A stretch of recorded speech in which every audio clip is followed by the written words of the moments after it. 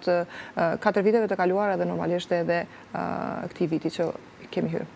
Por realisht sektori ka dalë si një sektor i cili është marrë me grumbullimin për fillimit të mbeturinave, qytetet të cilat kanë pas deponi, jemi duke folur për vite dhe më herët, marrën konsiderat dhe përvojën në këtë drejtim, ku qytetet kanë pas deponi, të gjitha qytetet, më tutje është bërë centralizimi i sektorit dhe rajonalizimi i kompanive, për të zhvilluar më tutje dhe për të krijuar shërbime më efikase ndaj qytetarëve. Mos të harrojmë se krizat e vazhdueshme kanë treguar rëndësinë e këtij shërbimi. Mundemi të themi kriza e 2019-s, viti pandemik, ku kanë qenë pikërisht kompanitë e mbeturinave të cilët kanë qenë gjithmonë në vit të frontit, krahas sistemit shëndetësor, kanë qenë dhe ata në vit të frontit. Mundemi të themi që ka pas edhe të prekur në vit të frontit në kuadër të kohës së pandemisë. Mundemi të cekur në të gjitha kohrat, në të gjitha etapat e zhvillimit të qyteteve, zhvillimit urbanistik, janë pikërisht kompanitë e grumbullimit të mbeturinave, ato të cilat janë aty për të ofruar shërbimin për qytetar.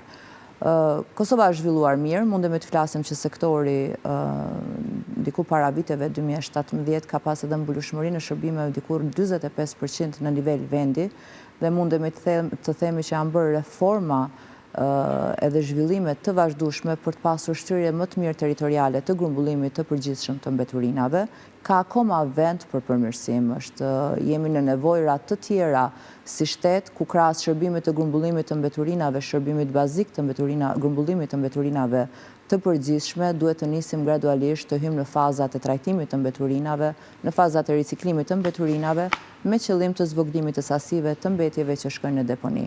Megjithatë, janë bërë procese reformuese në sektor, mundemi të themi që ka një shtrirje territoriale të grumbullimit të mbeturinave në nivel vendi dhe në viset malore dhe në zonat më rurale. Janë kryer planifikime adeguate ku bashkë me partnerë ndërkombëtar, PAMKOS dhe ndërmarrjet e menaxhimit të mbeturinave janë bërë analiza të detajuara të cilat kanë mundësuar dështirin e shërbimit. Megjithatë, është sektori kushtueshëm, është sektori i cili kërkon flot operative, kërkon mundësi dhe kapacitete operative me qëllim të ofrimit të shërbimit. Mos harrojmë se në kuadër të planifikimit, shërbimi ofrohet der më der, një herë në javë, kush jeton nëpër shtëpia private. Në të njëjtën kohë, nëpër pikat e grumbullimit të mbeturinave në zonat urbane, ofrohet kryesisht 1 deri në 3 herë në ditë grumbullimi i mbeturinave. Do të thënë që gjitha këto lëvizjet për një ndërmarrje kanë koste operative, kërkojnë flot operative për kryerjen e shërbimit. Dhe mos harrojmë që ka sfidat e veta, pasi shpeshherë ballafaqohen ndërmarrjet me mungesë të kapaciteteve operative për ofrimin e shërbimit. Kemi rastin e rajonit të Prishtinës, ku ndërmarrja ka mungesë të kapaciteteve operative për ofrimin e shërbimeve. Megjithatë, ka dhe ndërmarrje të cilat i kanë kaluar problematikat edhe sfidat dhe mbulueshmëria e shërbimit është në nivelin më të mirë.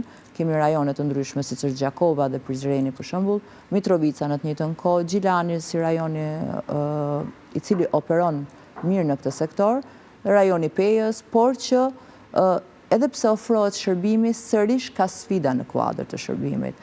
Këtu ndërlidhja dhe faktorët janë të shumtë, janë ndërlidhja dhe moskapacitetet me operimin e vazhdueshëm, ndërlidhjet institucionale dhe ndërlidhjet me qytetar. Megjithatë, është një zinxhir shumë i gjatë i cili duhet bashkëveprojë me njëri tjetrin me qëllim të reformimit të vazhdueshëm të sektorit në përgjithësi. Nëse ndalemi dhe të krahasojmë